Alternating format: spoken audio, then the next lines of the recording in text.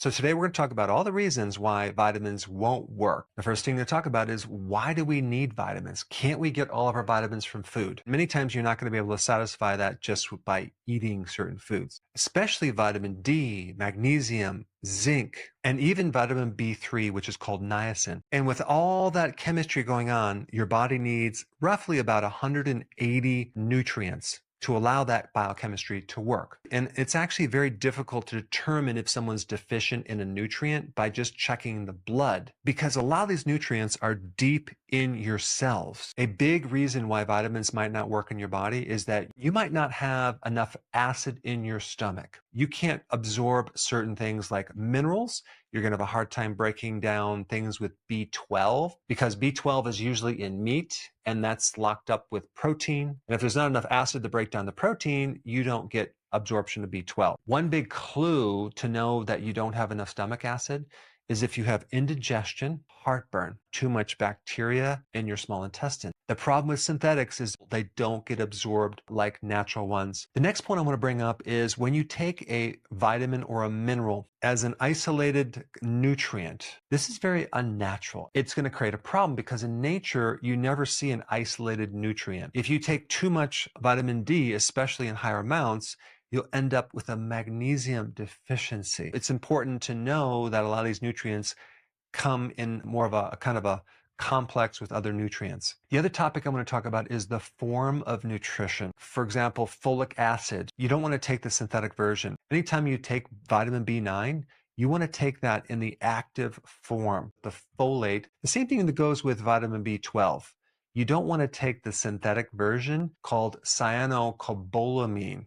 Instead, you want to take methylcobalamin. Why? Because you want to get results. You want something to work better. The next point I want to bring up is thinking you're taking a vitamin like vitamin A, but it's not really. It's the precursor to vitamin A, not retinol. When people say, just eat a lot of carrots or spinach, you couldn't eat the volume of that food to get this very important active version of vitamin A, retinol. The way to get retinol is from egg yolks or cod liver oil, not a supplement. The same thing that goes with omega-3 fatty acids. People have this idea that if you eat walnuts or flaxseed, you're getting your omega-3.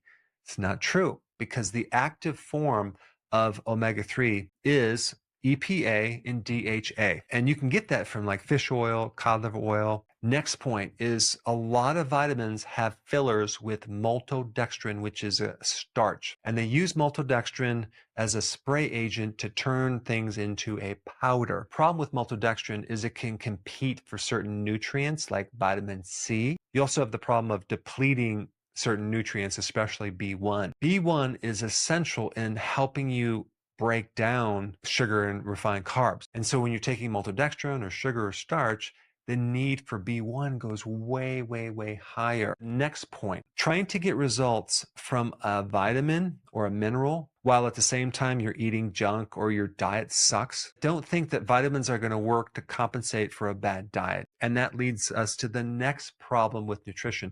If you are a diabetic or pre-diabetic or have insulin resistance, your ability to absorb nutrients is going to be a lot less. You want to fix the insulin resistance first, or the diabetes, by going on a low-carb diet. And as another side point to that, if you're a smoker, if you drink a lot of alcohol, that's going to kind of nullify the nutrient results. Unless you're giving up smoking or drinking, then it's very important to start taking nutrition. Realize that the absorption is going to be a lot less. The next point I want to bring up is, when you read the label on the back of your multivitamin and the first one says calcium carbonate, you're basically taking limestone. Anything that's listed as the first ingredient is usually the majority of what's in that bottle. That's why when you take these multivitamins and they're so heavy, it's like a paperweight. When you take calcium at the same time as you're taking magnesium, they can cancel each other out because they both compete for absorption. The next point I want to talk about is taking enough of certain nutrients. The one that I'm talking about mainly is vitamin D. The RDAs for vitamin D3 are like 600 IUs. It's ridiculous. They did not calculate the information correctly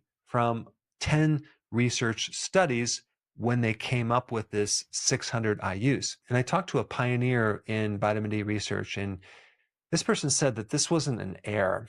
It was an intentional thing that they did to make it sound possibly toxic. I mean, think about it.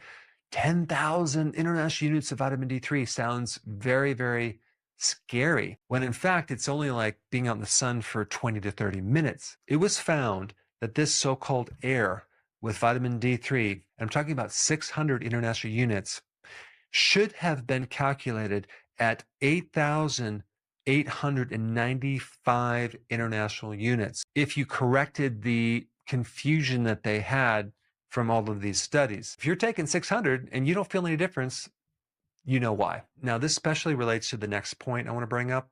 If you have a health problem, let's say, for example, you have some chronic illness or diabetes or whatever, small amounts of any vitamin are not going to create the change. You need therapeutic doses, especially with vitamin D, magnesium, and other nutrients. Like, for example, if you had peripheral neuropathy, the bottom of your feet was numb, tingly because you're diabetic, and those nerves are literally dying. If you took tiny amounts of vitamins, especially like vitamin B1, it's not going to create any difference. To fix peripheral neuropathy from a diabetic situation, you need a special type of B1 that is fat soluble. It's called benfotiamine, and in larger amounts to create an effect. Anytime you're trying to create a therapeutic effect, you're going to need larger amounts of the nutrient. And like I said before, it's going to be very difficult to get that from your diet. You're going to have to use supplements. And this also relates to potassium. If you're looking for a potassium supplement,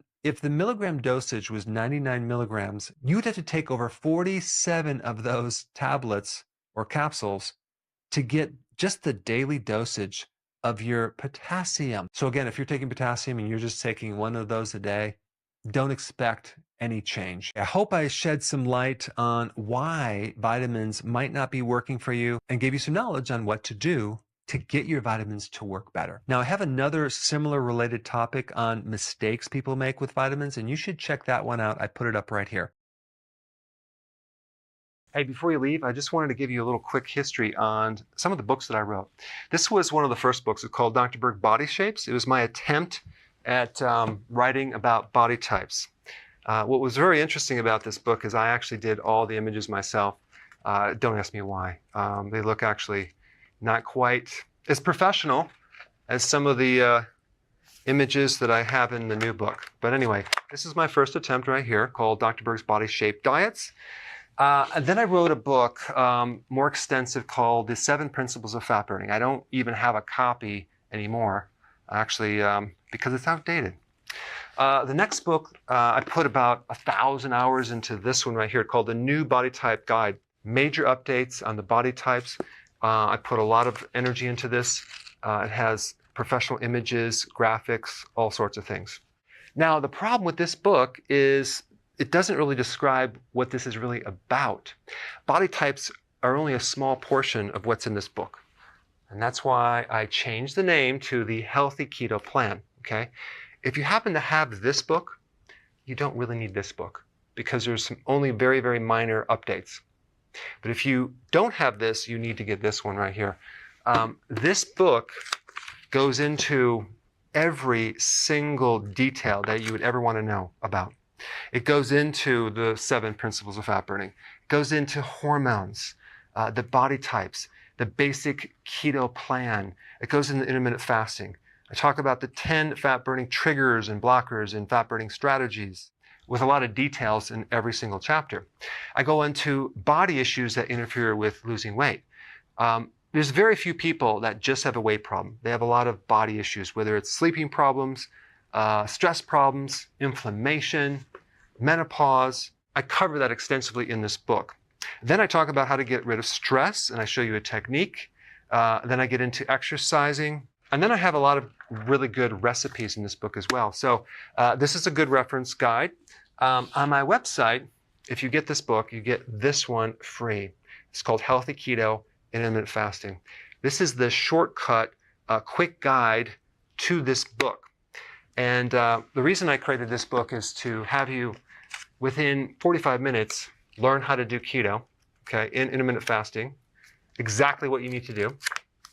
Then you can fill in the blanks with this book right here. So right now I'm doing a special. If you get this book, you get this one totally free, or you can go to Amazon and get these individually. So I just want to clarify the difference between this book and this updated one right here. If you don't have this, you need to get this right here. That way you can get the exact correct information to do it healthily.